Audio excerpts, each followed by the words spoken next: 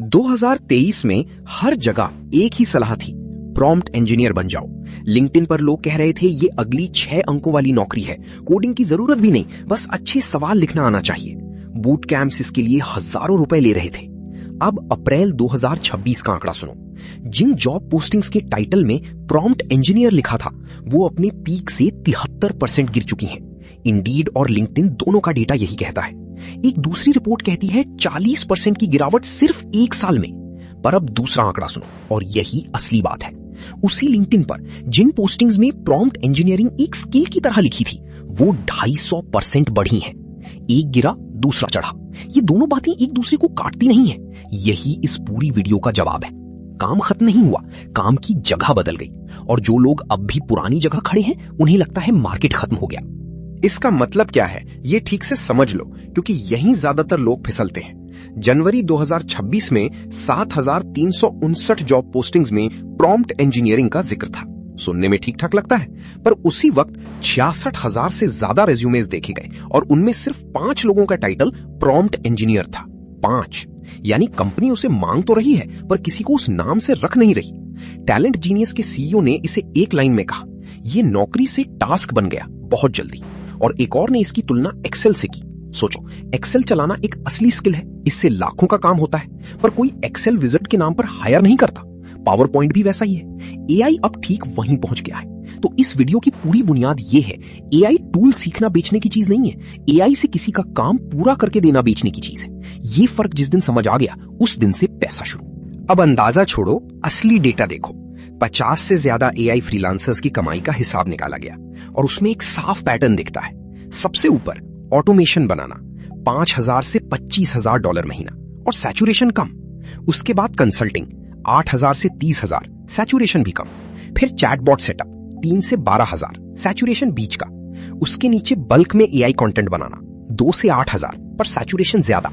और सबसे नीचे जहां सबसे ज्यादा भीड़ है, सिर्फ प्रॉम्प्ट बेचना, $500 से $2,000। और उस रिपोर्ट में साफ लिखा है ओवर सैचुरेटेड। अब पैटर्न देखो, क्योंकि ये पूरी वीडियो का नक्शा है। जितना तुम सिस्टम सेटअप करते हो उतना पैसा, जितना तुम सिर्फ कंटेंट बनाते हो उतना कम। क्यों? क्योंकि कंटेंट अब कोई भी बना सकता है 2 मिनट में, पर किसी के धंधे में जाकर ये तय करना कि क्या ऑटोमेट होगा और क्या नहीं, वो अलग चीज है और वो एआई खुद नहीं कर सकता। अब सबसे जरूरी सवाल जो कोई नहीं पूछता, तुम्हारा कस्टमर कौन है?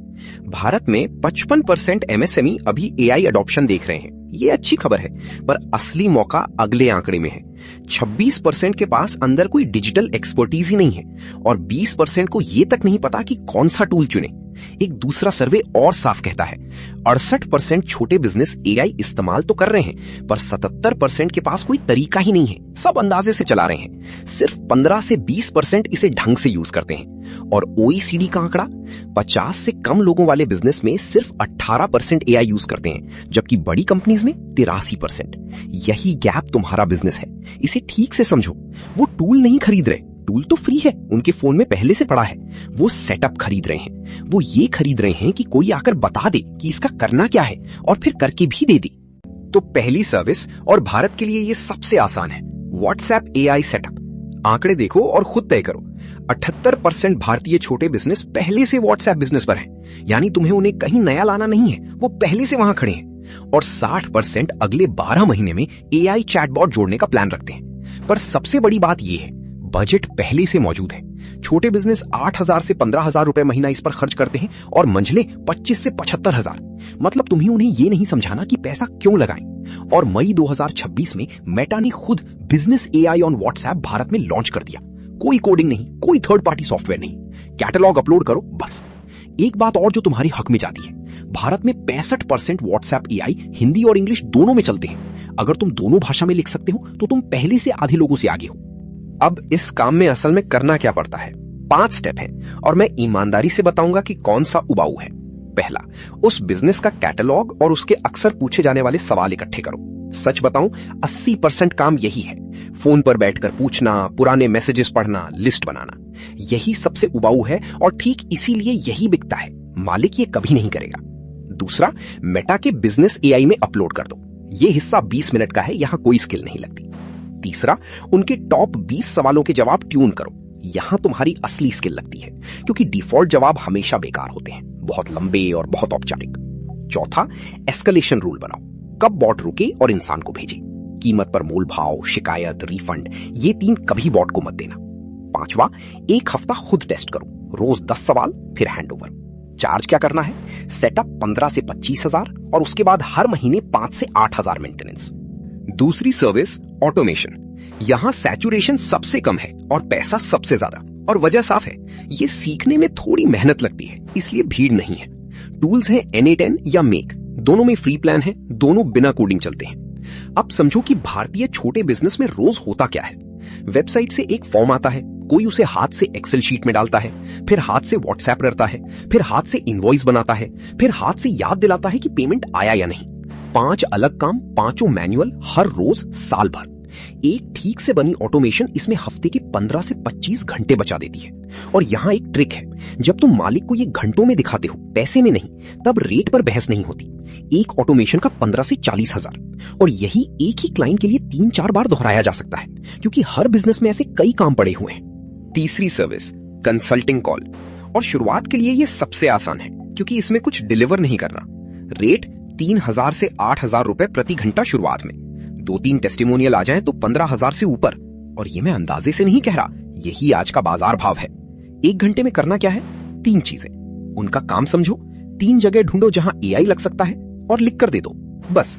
कोई डिलीवरी नहीं, कोई रिवीजन नहीं, कोई डेडलाइन नहीं।